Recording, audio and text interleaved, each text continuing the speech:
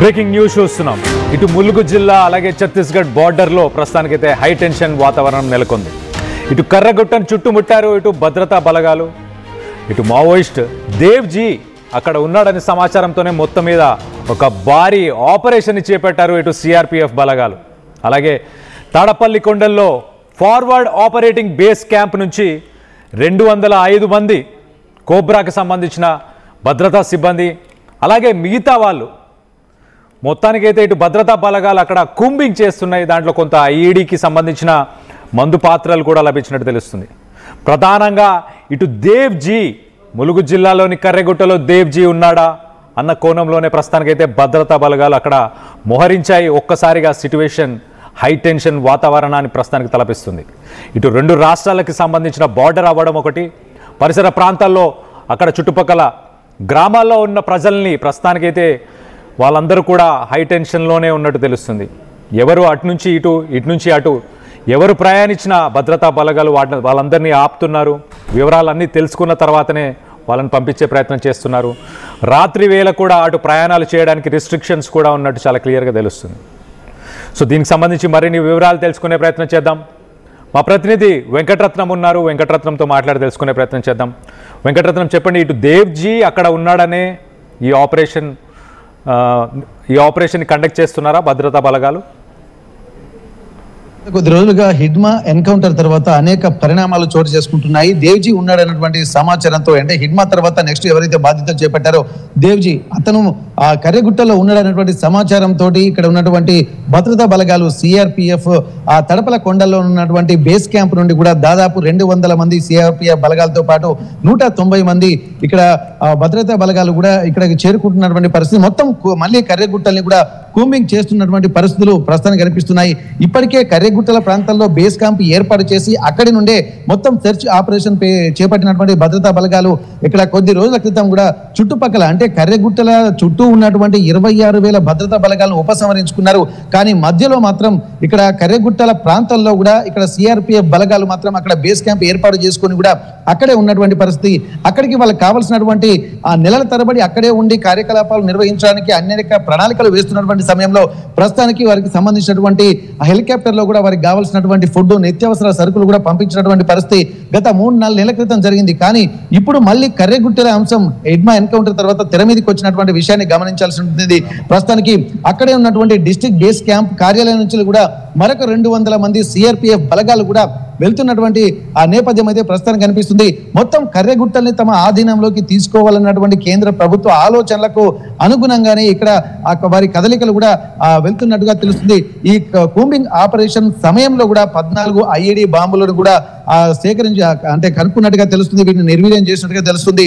అంటే మొత్తం మరోసారి కర్రెగుట్టల్ని కూడా జల్లడబట్టేటువంటి పరిస్థితి. ఇప్పటికీ అణువు క్షుణ్ణంగా డ్రోన్ల ద్వారా తనిఖీ చేస్తున్నటువంటి ఇక్కడ భద్రతా బలగాలు మాత్రం ఈసారి మళ్ళీ నిన్నటి నుండి కూడా ఈ భద్రతా బలగాలు తడపల కొండల్లో నుండి కూడా అక్కడి నుండి మొదలు పెట్టినట్టుగా తెలుస్తుంది.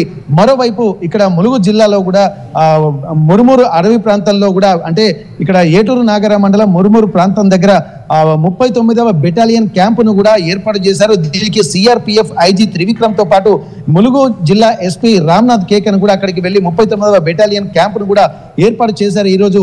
ఎందుకంటే ఇక్కడి నుండి కర్రెగుట్టలకు వెళ్ళాలంటే ఒక మార్గం అనేది ఉండాలి.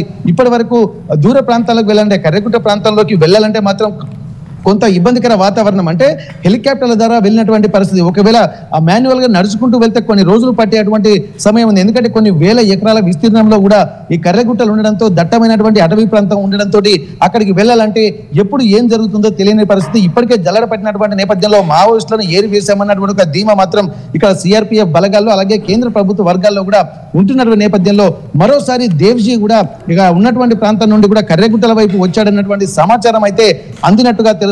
మరి అక్కడికి వచ్చాడా లేకపోతే వ్యూహాత్మకంగా హిడ్మాను పట్టుకున్నట్టుగా మరి దేవ్జీని కూడా మరి పట్టుకున్నారా అన్నటువంటి ఒక అనుమానాలు కూడా వ్యక్తమవుతున్నాయి. ఇక్కడ ఎటువంటి పరిస్థితుల్లో సరే ఈ కర్రెగుట్టల ఆపరేషన్ మళ్ళీ పునఃప్రారంభించామని చెప్పి ఇక్కడ వీళ్ళు చేస్తున్నారు.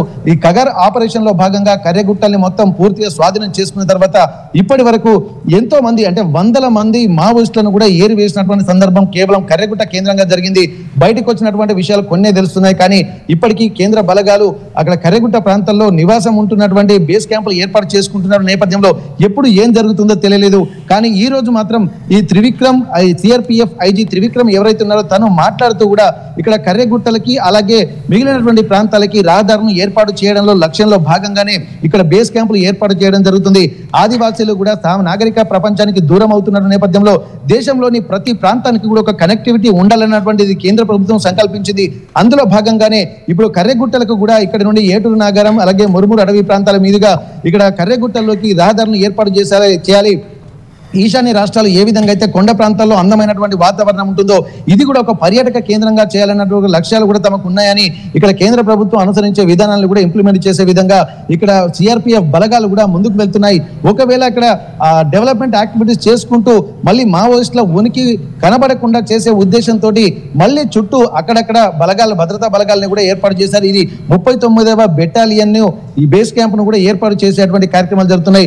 ముఖ్యంగా దేవ్జీ ఉన్నాడన్నటువంటి సమాచారంతో కూడా ఎక్కడ అవకాశం ఇవ్వకుండా మళ్ళీ 2026 మార్చి 31వ తేదీ వరకు మావోయిస్టులను అంతం చేయడమే లక్ష్యంగా ముందుకెళ్తున్నట్టుగా మనకు స్పష్టంగా తెలుస్తుంది. ఇప్పటి వరకు ఎక్కడ కాంప్రమైజ్ కావడం లేదు. మొన్నటి వరకు కూడా కేంద్ర అంటే మధ్యప్రదేశ్ అలాగే ఛత్తీస్గఢ్ అలాగే మహారాష్ట్ర ఈ ప్రాంతాలకు సంబంధించినటువంటి కేంద్ర కమిటీ సభ్యులు కూడా ఒక లేఖను కూడా విడుదల చేసిన తర్వాత మరింత ప్రాధాన్యత సంతరించుకుంది.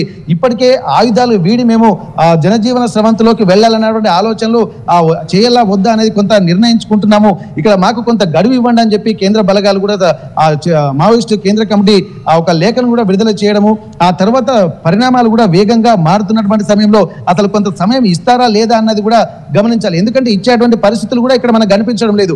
ఒకవేళ ఎట్లా అంటే లక్ష్యాన్ని వీళ్ళు నిర్దేశించుకోకపోవు 2026 మార్చి 31వ తేదీ వరకు ఎప్పటి వరకు పూర్తిగా వ్యానిష్ చేయాలన్నటువంటి ఒక సంకల్ప ఉన్న నేపథ్యంలో ఇప్పటికే వందల సంఖ్యలో కూడా మావోయిస్టులు లొంగిపోతున్నారు. ఇవన్నిటి కూడా ఒక సానుకూల వాతావరణం కేంద్ర ప్రభుత్వం అనుకున్న విధంగా మారుతుందనడానికి వాళ్ళు ఇదొక ఉదాహరణగా గమనించాల్సి ఉంటుంది. ఇప్పటికే మరికొంతమంది కూడా ఈ ములుగు జిల్లా కేంద్రంగా పనిచేసినటువంటి కర్రెగుట్ట కేంద్రంగా పనిచేసినటువంటి వాళ్ళు మాజీ మావోయిస్టులు కూడా కొంతమంది లొంగిపోవడానికి కూడా సిద్ధంగా ఉన్నారన్నటువంటి సమాచారం కూడా ప్రస్తుతం అందుతుంది. అంటే ఇక్కడ కర్రెగుట్టల వైపు ఎక్కడ ఉన్నా సరే పూర్తిగా లొంగిపోతేనేమో సరే లేకపోతే ఆ పరిస్థితులకు గురికాక తప్పదు అన్నటువంటి ఒక హెచ్చరికలు కూడా ఈ హిడ్మా లాంటి కేంద్ర కమిటీ నాయకులనే కూడా అంతం చేసేటువంటి పరిస్థితులు నెలకొన్నాయి. ఆ తర్వాత మాత్రం మావోయిస్టు వర్గాల్లో కూడా పూర్తిగా ఒక భయాందోళనలు అలాగే ఏదైనా సరే జనాలలో ఉండి సాధించాలన్నటువంటి ఒక పునరాలోచనలు కూడా వచ్చినట్టుగా తెలుస్తుంది. అందులో భాగంగానే మళ్ళీ కేంద్రం కూడా ఇక్కడ సమీపంగా వస్తుంది. అంటే ఇప్పుడు దాదాపు ఇప్పుడు డిసెంబర్ జనవరి తో పాటు మరో 3 నెలలు అంటే ఇంకొక 5 నెలలు మాత్రమే కేంద్రం ఇచ్చినటువంటి గడువు ఉంది. ఈ 5 నెలల్లో అనుకున్నటువంటి లక్ష్యాన్ని సాధించే దిశగా ఎక్కడ కాంప్రమైజ్ కాకుండా కేంద్ర బలగాలు వెళ్తున్నాయి. మరోవైపు మావోయిస్టులు కూడా ఒక పునరాలోచనలో పడ్డట్టుగా తెలుస్తుంది.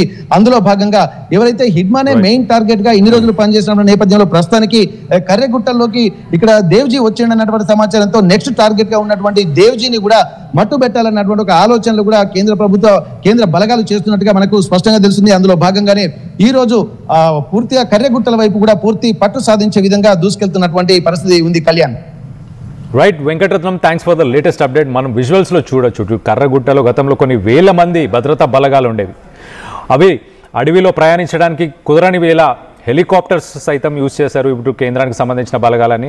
ఇటు మొత్తం మీద ఇటు 200 మంది కోబ్రా 210 మంది సిఆర్పిఎఫ్ జవాన్లు ప్రస్తుతానికి ఇటు దేవాన్ని పట్టుకునే ప్రయత్నం చేస్తున్నట్టు చాలా క్లియర్గా తెలుస్తుంది. సో ఆపరేషన్ కగార్ని ఖచ్చితంగా 2026 మార్చ్ 1కి పూర్తి చేస్తాము, మావోయిజాన్ని నక్సలిజాన్ని లేకుండా చేస్తామని కేంద్ర ప్రభుత్వం తీసుకున్న డెసిషన్కి తగ్గట్టు ఇప్పుడు ప్రస్తుతానికి బలగాలను ఇంకా మోహరిస్తున్నారు. ఇంకా ఎవరైనా అగ్రనాయకులు కానీ పెద్ద నాయకులు కానీ కమాండర్స్ కానీ ఎవరైనా ఉన్నారా అన్న కోణంలోనే ప్రస్తుతానికి అయితే బలగాలు అక్కడ ఉన్నట్టు చాలా క్లియర్గా తెలుస్తుంది. దీనికి సంబంధించి మీరేమనుకుంటున్నారు? మావోయిజాన్ని అంతుపెట్టడం కేంద్ర ప్రభుత్వం వల్ల అవుతుందనుకుంటున్నారా? ఆపరేషన్ కగార్ని అంటే 2026 మార్చి 1కి మావోయిజాన్ని లేకుండా చేద్దామని ప్రయత్నాన్ని మీరు సమర్థిస్తున్నారా లేదా అన్న దానిపై మీ అభిప్రాయాలను కింద కామెంట్ రూపంలో తెలియపరచండి.